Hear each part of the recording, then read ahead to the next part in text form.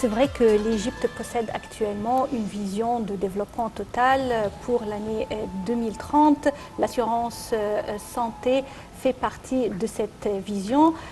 L'Égypte applique actuellement un système numérique, une couverture totale pour tous les Égyptiens concernant ce système médical.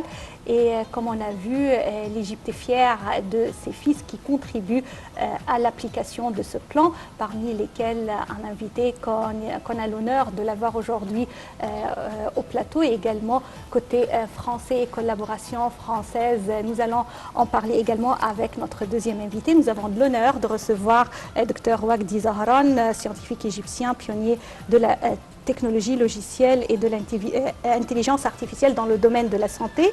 Et représentant la collaboration française, nous avons également l'honneur de recevoir M. Baptiste Lecause, qui est directeur d'une société d'État SIB, qui travaille également dans ce domaine des hôpitaux généraux publics et l'application du système numérique couverture santé. Mille merci d'être avec nous aujourd'hui. Merci beaucoup. Bonjour, merci beaucoup. Monsieur, rebonjour et bienvenue avec nous. Docteur Wagdi Zahran, l'idée ou le concept d'introduire l'intelligence artificielle dans le système de l'assurance maladie, on aimerait avoir comme une représentation de cette perspective, de cette idée. L'intelligence artificielle, il n'est pas lié à l'assurance maladie, mais l'intelligence artificielle dans le domaine médical, c'est lié aux maladies chroniques surtout. Comment on peut prévenir les maladies, comment on peut suivre les patients, ce qu'on appelle en anglais monitoring et après par la suite coaching. Ça veut dire qu'on va suivre les patients et ensuite on va apprendre aux patients de vivre avec la maladie ou prévenir la maladie. Quelqu'un qui va avoir le diabète dans quelques années, on va les suivre. Après, on va donner des consignes pour qu'ils évitent de faire des choses comme manger beaucoup de sucré ou il faut qu'ils fassent du sport. Alors, c'est ça l'intelligence. Intelligence pour qu'on puisse aider les malades ou retarder l'arrivée de la maladie ou aider les malades à bien vivre ou vivre avec la maladie ou retarder au maximum la maladie. C'est ça l'intelligence. Alors, pour qu'on puisse faire ça, il faut avoir des bases de données de connaissances médicales et les connaissances médicales vont être utilisées avec les paramètres qu'on capte du patient pour qu'on puisse faire les analyses nécessaires pour que demander des actions à faire au logiciel, soit prévenir les médecins s'il y a un état critique, ou soit demander aux patients de changer de mode de vie ou manger ou faire du sport dans la vie de tous les jours. Oui. Monsieur Lecause, c'est vrai que la France possède vraiment l'expertise et également la technologie en ce qui concerne ce domaine. Monsieur le Président Abdel Fattah el-Sisi, il était récemment en visite en France. Un échange a eu lieu entre lui et son homologue français Emmanuel Macron. Et la France joue un rôle très important en ce qui concerne le développement actuel en Égypte. Et également cette couverture médicale, la collaboration entre les hôpitaux n'est pas vraiment loin de ce plan. Parlez-nous un peu du rôle français en ce qui concerne l'application de ce système. Alors tout d'abord, avant de répondre à votre question, je souhaitais vous remercier pour cette invitation et puis pour l'accueil qu'on a reçu depuis 2 jours avec ma délégation. Donc simplement pour rappeler la structure que je représente, donc structure publique, 500 hôpitaux à peu près, qui depuis presque 48 ans ont décidé de développer eux-mêmes leur système d'information. Donc c'est ça le CIB, hein, c'est une structure d'hôpitaux qui se sont mis ensemble pour pouvoir contribuer à leur propre informatisation. Donc en quoi finalement cette structure et ces hôpitaux ont une expertise sur le sujet? D'abord, ça fait très longtemps qu'on a un système d'assurance universel en France, système de santé universel, et donc on a vécu depuis presque un demi-siècle les différentes phases d'informatisation. L'informatisation des hôpitaux, ce n'est pas seulement développer des logiciels, c'est aussi accompagner tous les usages. Les usages des médecins, des infirmières, des secrétaires médicales, et cet accompagnement des métiers et des patients également, et bien effectivement, quand on le fait depuis si longtemps, on a une expertise extrêmement forte. également le transfert de cette expertise et de cette expérience en Égypte mérite également, comme vous l'avez mentionné, une formation du côté égyptien. Moi, je pense qu'il faut créer des projets en commun. Oui. Et à travers ces projets en commun, on va faire la formation. La formation, ce n'est pas un cours qu'on va suivre, non, c'est en travaillant sur des projets. Et les projets qui existent aujourd'hui en Égypte sont des projets énormes. C'est l'assurance maladie universelle, c'est-à-dire appliquer le système pour tout le monde en Égypte. C'est à travers ces projets-là qu'on souhaite créer une collaboration entre la France et l'Égypte et faire à travers ces projets-là le transfert des savoir-faire et pour qu'on puisse former les équipes en Égypte sur la technologie nouvelle, pour qu'on puisse transférer aussi le savoir-faire qu'on a en France vers l'Égypte. Et après, on souhaite que l'Égypte puisse continuer le chemin, soit avec la France, soit seule, pour qu'on puisse avoir des produits exportables en Afrique et au Proche-Orient, le pays du Proche-Orient. Monsieur Baptiste Lecause, dans quelle mesure pensez-vous que ce modèle français est applicable ici en Égypte? Est-ce qu'il y a suffisamment d'infrastructures ou dans quelle mesure les infrastructures, au cas où il n'y aurait pas suffisamment d'infrastructures prêtes, dans quelle mesure on pourrait dire qu'on est sur la bonne voie? Alors, je découvre l'Égypte, quand on découvre ce pays, c'est magnifique, et on voit toute l'énergie, le dynamisme, les constructions. On a rencontré évidemment le Dr El-Skolbi, et on a rencontré également un autre groupe hier, privé, il ne faut pas donner de nom, mais, et on voit qu'il y a énormément d'ambition. Donc les infrastructures, nous n'avons aucun doute qu'elles se mettent en place, et par ailleurs, évidemment, le déploiement de solutions de haut niveau se fait graduellement. Le plan est prévu sur 10 à 15 ans, si j'ai bien compris. Et tout à fait comme en France, c'est exactement le même type de déploiement. Là, ça se fait de manière très graduelle, typologie d'établissement par typologie d'établissement, gouvernorat par gouvernorat. Voilà en quoi l'expérience est tout à fait reproductible. Alors ça va de choses, je ne voudrais pas rentrer dans la technique, mais l'identification des patients, le numéro qui permet d'identifier les patients, jusqu'au moment où la façon dont ils sont soignés, dont c'est suivi dans le système d'information, jusqu'à la partie assurantielle. Et comment un système pareil, un système numérique, peut-il vraiment aider dans les cas ou les moments les plus difficiles, comme le défi actuel à cause de la Covid-19 par exemple? C'est très simple. En quelques mois, je vais parler du modèle français puisque c'est celui que je représente, en quelques mois, tout un tas de start-up et de structures comme le CIB ont développé des applications qui permettent de suivre. J'ai, moi, sur mon smartphone, ici, les attestations de vaccination, de tests PCR, négatifs, voilà. Je vous rassure. Et voilà, donc finalement, en quelques semaines, quelques mois, on a su mettre en place tous les systèmes d'information, les outils, les applications, que ce soit pour les professionnels de santé comme pour les patients. Très bien. Donc, docteur Wagdi Zahran, il s'agit là du domaine de la santé publique. Est-ce que ce système est général, c'est-à-dire est-ce que c'est appliqué uniquement en France et l'Égypte souhaiterait importer cette technologie, ou est-ce que vous avez un échange d'expertise avec d'autres pays de l'Union européenne, par exemple? La France est les leaders dans le domaine de la santé au niveau mondial. Et l'assurance maladie en France, moi je considère, il est parmi les meilleurs, ou soit les meilleurs des systèmes qui existent dans le monde.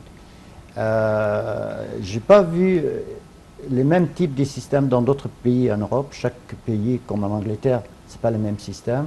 L'Allemagne, c'est proche, mais ce n'est pas exactement la même chose. Alors, je pense que l'expérience française est unique, parce que le système français est unique. Et je pense que c'est dans ce sens-là qu'on souhaite amener cette expérience en Égypte. Mais je ne connais pas d'autres qui sont identiques. Je ne sais pas, est-ce que vous connaissez d'autres? Non, en tout cas, ce qu'on peut dire, c'est que le parallèle entre le système français et le futur système égyptien est très très proche. Je pense que c'est là où les opportunités finalement de transfert de technologie et de transfert organisationnel de méthode est extrêmement pertinent. Quand on parle de l'adaptation de ce système à la nature de la vie en Égypte, on doit citer que l'Égypte a parrainé pendant ces dernières années des campagnes qui ont couvert vraiment plusieurs aspects. Ça veut dire qu'il y avait le dépistage de l'hépatite C, il y avait des campagnes pour les élèves et dans les écoles afin de voir un peu les maladies héréditaires. Ça, c'est une caractéristique tout à fait égyptienne, je crois, une adaptation de la nouvelle technologie, la base de données pour les Égyptiens. Comment peut-on avoir un système adapté aux besoins de l'Égypte et en même temps qui est à la hauteur de la nouvelle technologie qui existe actuellement? Alors, on développe actuellement en France ce qu'on appelle les plateformes de responsabilité populationnelle qui permettent de prendre en charge l'intégralité finalement des citoyens avant qu'ils arrivent dans un lieu médicalisé, que ce soit un dispensaire, un cabinet de médecine libérale ou un hôpital. Et c'est bien là où, par stratification de la population, on est capable d'adresser l'intégralité des besoins de la prévention au curatif et au post-soin. Docteur Ouagd Zahran, l'Égypte a déjà commencé à appliquer ce système d'assurance maladie universelle et ils ont commencé à l'appliquer dans le gouvernorat de Port Saïd. Dans quelle mesure ou comment voyez-vous en fait le développement de ce système ici en Égypte? Moi, je pense que l'expérience de Port Saïd, c'est une expérience assez importante parce que c'était la première fois qu'on applique ces systèmes-là et c'était pour tester et vérifier comment ça peut marcher. Maintenant, c'est un produit, pour moi, personnellement, je trouve que c'est un produit qui était importé. Ce que je souhaite faire, c'est qu'on développe ce produit-là en Égypte.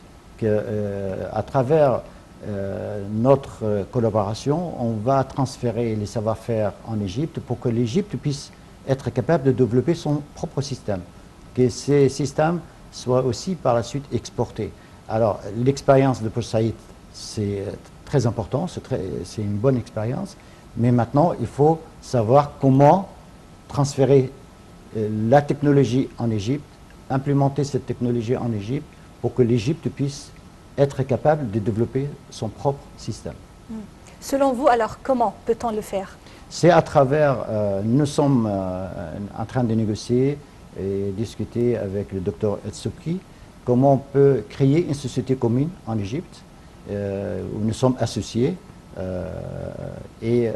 Tout le développement, on va amener aussi le savoir-faire ici, notre plateforme de logiciel développement, et ensuite on va partager la propriété intellectuelle de tout ce qui va être développé ici pour que l'Égypte a la propriété intellectuelle de ses produits finaux et qu'elle puisse, en partageant cette propriété intellectuelle avec la France, puisse diffuser ses produits en Afrique et au Proche-Orient. Et avec cette différence de culture, parce qu'il y a des différences importantes entre, par exemple, les Bédouins qui sont au Sinaï, en Haute-Égypte, même en allant jusqu'à Halaïb et Chalatin, vous avez le nord de l'Égypte. Est-ce que ceci fait en sorte aussi qu'il y a une différence en matière de nécessité, de nature de maladie, si on peut le dire? Est-ce que cette diversité culturelle va affecter la mise en place d'un tel système ou est-ce que ça n'a pas d'importance? Alors, il faut bien voir que la France, même si beaucoup plus petit en termes de population que l'Égypte, il y a des disparités de territoire. Les affections ne sont pas les mêmes entre le nord, le sud de la France, l'est, l'ouest. Donc, l'adaptabilité des solutions est déjà une nécessité en France. Donc, ce sera le cas systématiquement dans tous les développements qui seront faits ici pour la population égyptienne. Comme l'a dit Ouagdi, le développement de la solution pour l'Égypte sera fait en Égypte. Ce n'est pas quelque chose qui sera coupé, collé de la France, c'est vraiment une adaptation égyptienne par les Égyptiens. Mais il y a une grande partie des maladies aussi qui sont universelles, c'est-à-dire que les maladies diabétiques en France ou en Égypte ou au Japon, ça va être... sauf qu'on ne mange pas de la même façon, mais la maladie elle-même, c'est exactement la même chose. Oui, et il existe actuellement en Égypte un projet très ambitieux en ce qui concerne les cartes d'identité. C'est avoir cette base de données concernant l'histoire médicale de chaque personne sur la carte d'identité avec le type de sang, je ne sais pas il existe des maladies chroniques, oui ou non, et vraiment ça peut faciliter plusieurs procédures, surtout en s'admettant dans les urgences. Comment voyez-vous ce projet et où on est en ce qui concerne la réalisation d'une idée si ambitieuse que ça en Égypte? Alors ça, c'est une question très politique. Si ça va être appliqué dès 2023 D'abord, sur le plan on a commencé à dire, est-ce qu'on met des informations médicales sur la carte ou non? En France, on ne met pas des informations sur la carte pour des histoires de confidentialité, sécurité, tout ça. Par contre, on travaille sur un projet de centraliser les données des patients. Le projet, ça fait un moment que ça existe en France, mais il n'a pas beaucoup de succès pour l'instant. C'est-à-dire le nombre de dossiers partagés sur le réseau sont limités par rapport à 60 millions ou 62 millions de Français. Et ça ne dépasse pas 2 ou 3 millions, je pense, maximum. Alors, je pense tout ça parce que les médecins, ils ne l'ont pas adopté parce qu'ils ne voient pas l'intérêt de faire un effort. Chaque action pour un médecin, il va passer du temps, il va avoir un retour sur l'investissement. Alors, la question, comment on va faire en sorte qu'il y ait des retours sur l'investissement? Alors, dès le moment qu'on parle de l'intelligence artificielle nécessite d'avoir l'ensemble des informations concernant les patients. On ne peut pas rajouter l'intelligence artificielle sur une partie de données pour les patients. Alors, il faut avoir l'ensemble de données des patients. Et dès le moment qu'on parle de l'intelligence artificielle et il faut consolider les données des patients, là, les médecins ils vont voir qu'il y a un intérêt parce que ça va aider le médecin dans son travail. Et là, les médecins ils vont saisir les informations. Alors, le problème dans les informations centralisées, soit sur la carte, soit sur un serveur central, c'est le contexte. Des données médicales sans contexte, ça ne va rien dire. Si j'ai la fièvre aujourd'hui, pourquoi? Est-ce que j'ai une maladie ou si je viens de faire une opération ou une femme elle était enceinte? Alors le contexte c'est important. Et alors il faut que l'information soit saisie dans un contexte spécifique. Dès le moment que le médecin ne le fait pas au bon moment avec le contexte, ça ne sert à rien. Alors il faut maintenant réfléchir comment les médecins ils trouvent leurs intérêts parce qu'il va y avoir de retour sur l'investissement. Et comme ça, les médecins ils vont investir leur temps à saisir les informations correctes au bon moment dans un contexte. Alors la question, ce n'est pas avoir une carte qui comporte les données médicales, c'est il faut avoir les données médicales au bon moment, dans un contexte correct pour qu'on puisse l'utiliser pour d'autres choses. Moi, je ne comprends pas et je ne vois pas un médecin qui va lire 1 heure l'historique d'un patient pour consulter un patient. Il n'a pas le temps de faire ça. Il faut que ce soit la technologie et l'informatique qui va faire l'analyse pour les médecins. Il donne un résultat. Alors, il faut que les systèmes soient avec des données correctes, avec des contextes, et avoir des logiciels qui analysent ces données et donner les résultats aux médecins pour que ce soit utile. Jusqu'à maintenant, on n'a pas réussi à arriver à ces niveaux-là, mais il y a beaucoup de travaux de recherche dans ce sens-là. Donc on peut dire que c'est comme si c'était un robot qui aidait le médecin. Dans quelle mesure on pourrait faire confiance à la technologie qui va diagnostiquer en partie le patient? Alors, je vais vous donner un exemple très simple. On travaille actuellement dans notre structure sur un programme avec un moteur d'intelligence artificielle qui consiste en quoi? Dans un hôpital, un médecin va faire une prescription d'un certain nombre de médicaments. Cette prescription, elle arrive à la pharmacie de l'hôpital. Une pharmacie d'hôpital, c'est quelque chose de très grand, avec des dizaines et dizaines de pharmaciens, des robots de dispensation. Et il va y avoir, le pharmacien, il est supposé analyser toutes les ordonnances qui arrivent pour vérifier qu'il n'y ait pas de contre-indication entre 2 médicaments. L'intelligence artificielle est capable, de manière extrêmement puissante et rapide, d'indiquer quelles sont les ordonnances à risque et quelles sont celles qui le sont beaucoup moins. Donc le pharmacien, dans le temps donné qu'il a pour vérifier les ordonnances, va se focaliser sur les ordonnances à risque. Et ça, avec une précision extrêmement grande. Est-ce que ça va faire partie de la formation des étudiants en médecine ultérieurement? Alors, la formation des étudiants en médecine, c'est vraiment un domaine que je ne maîtrise pas du tout, donc je ne me prononce pas. Non, à votre avis, est-ce que Alors, ce serait bon Oui, ils doivent être d'incorporer formés dès Les le nouvelles début. technologies et l'usage du numérique, évidemment, fait partie déjà de la formation en France de tous les professionnels de santé, c'est une évidence. La partie intelligence artificielle et accompagnement se fera exactement dans le même temps, au fur et à mesure du déploiement des solutions. Moi, on a travaillé en France il y a 1 an ou 2 ans sur un diplôme maintenant à Top Moussad, assistance médicale. Ça veut dire qu'on forme les médecins et on forme les infirmières à utiliser la technologie. Et le diplôme est spécifique pour ça, c'est-à-dire former les médecins ou les infirmières sur la technologie et l'utilisation de la technologie. Et c'est un diplôme qui va être sur 5 ans et je pense que c'est nécessaire pour qu'on utilise correctement la technologie dans les hôpitaux. Et il existe également un système de couverture médicale, surtout pour les élèves de primaire ici en Égypte, qui vient d'être appliqué il y a 2 ans, qui fait qu'on suit ces élèves dès le début en ce qui concerne non seulement ce côté santé pour la santé uniquement, mais pour d'autres problèmes liés à la santé, comme la concentration, comme le développement, comme également les problèmes d'activité. Comment la nouvelle technologie peut-elle aider l'intelligence artificielle dès le début, non seulement à diagnostiquer, mais à aider ces enfants à améliorer les résultats pour l'avenir, pour l'apprentissage dans les écoles, pour...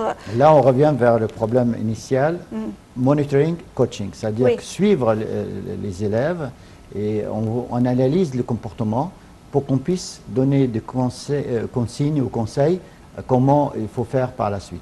Et, ça, il existe des cartes pareilles pour les élèves dès le début de leur scolarité jusqu'à la fin. C'est exactement comme les maladies, c'est-à-dire qu'on arrive à suivre les élèves et après, bien sûr, si on a la base des connaissances médicales dans notre base qu'on appelle base des règles, et on va analyser le comportement et on arrive à donner des consignes ou des conseils à comment faire par la suite. Et ça va aider les élèves à travers les parents. Qui sera chargé de réviser les résultats de ce logiciel? C'est-à-dire, il y a quand même il y a des analyses qui prouvent le diagnostic du médecin, il y a un suivi. Qui va faire le suivi? C'est-à-dire un logiciel qui va donner un résultat, le médecin va l'adopter, il va travailler sur ce résultat ou selon ce résultat. Au cas où il y aurait une erreur quelconque, le patient, comment il peut avoir ses droits? Qui est fautif là? Tu veux, Vas-y. Non, vas-y. Alors, comment on construit un système d'intelligence artificielle? Alors, normalement, on prend les données des patients sur un certain nombre d'années. Nous, on a fait un projet récemment, c'était sur 20 ans. On a les données des 20 000 patients. Et après, des médecins commenceront à analyser les données pour extraire des règles. Ces règles-là, c'est-à-dire si on fait ça, les résultats c'est quoi? Sur un certain nombre d'années. Oui. Et c'est pour ça qu'il faut beaucoup d'années. Et après, ces connaissances ou les règles qu'on veut extraire par des médecins, ils vont être intégrés dans un moteur qu'on appelle moteur des règles. Le moteur des règles, il va par la suite capter les informations sur un cas, après l'analyser en fonction des règles, comment nous, on a analysé le comportement dans le temps d'un patient. Alors tout ça, c'est validé par des médecins, et les règles sont extraites par des médecins, et par la suite, on a aussi un autre composant qui s'appelle Deep Learning, c'est-à-dire que le système, il va aussi apprendre avec le temps. Est-ce que les résultats étaient corrects et après on rajoutait d'autres règles, voilà, s'adapter. Parce qu'en fait, ça dépend aussi des informations incorporées Voilà. Oui. Quelqu'un aurait pu mettre une Oui. information qui n'est C'est vrai pas... que c'est un Tout à sujet fait. non seulement intéressant mais vaste. Malheureusement, on est arrivé à la fin de notre émission. Je tiens à vous remercier, Dr Wagdi Zohran et Monsieur Baptiste Lecouz, d'être avec nous aujourd'hui. Vraiment, on a beaucoup appris à travers notre conversation. On vous remercie beaucoup Merci de votre beaucoup. invitation. Nous vous remercions encore une fois et merci pour cette nouvelle perspective, pour ce nouvel élan donné à la santé publique.